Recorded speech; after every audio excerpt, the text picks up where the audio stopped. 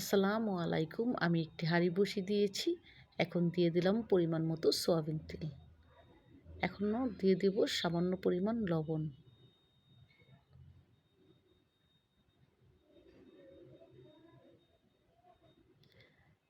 তারপর দিয়ে দিব এক এক করে ডিম। ডিমগুলো এখন ভালো করে একটু ভেজে নেব। ডিমগুলো আমার ভাজা হয়ে গেল।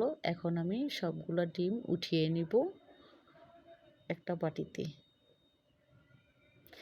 এখন যে তেলটা ছিল সেখানে দিয়ে দেবো পেঁয়াজ কুচি। তারপর দিয়ে দেব লবণ। একবার আমি লবণ দিয়েছি, আবার একটু পরিমাণ মতো লবণ দিলাম।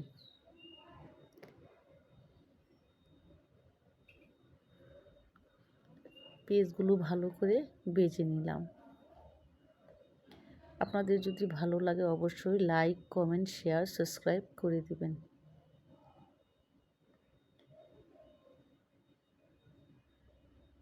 দিয়ে দিলাম হলুদের গুঁড়ো,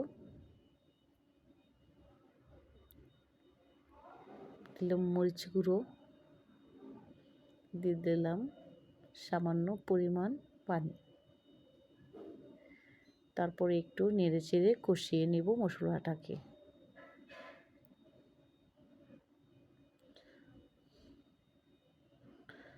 মশলাটাকে ভালো করে কষিয়ে নেবেন। তারপর দিয়ে দিলাম ডিম ভাজা। এখন ভালো করে ডিমগুলো কষিয়ে নেব ভালো করে। যে যেখান থেকে দেখছেন অবশ্যই আপনারা লাইক, কমেন্ট, শেয়ার, সাবস্ক্রাইব করে দিবেন। আপনাদের একটি লাইক, একটি কমেন্ট আমাদের আগামী ভিডিও দিতে উৎসাহ জাগায়।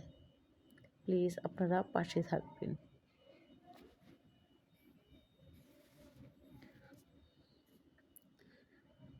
এখন দিয়ে দিব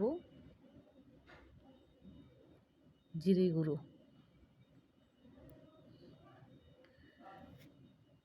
আপনারা সবাই ভালো থাকবেন এবং সুস্থ থাকবেন।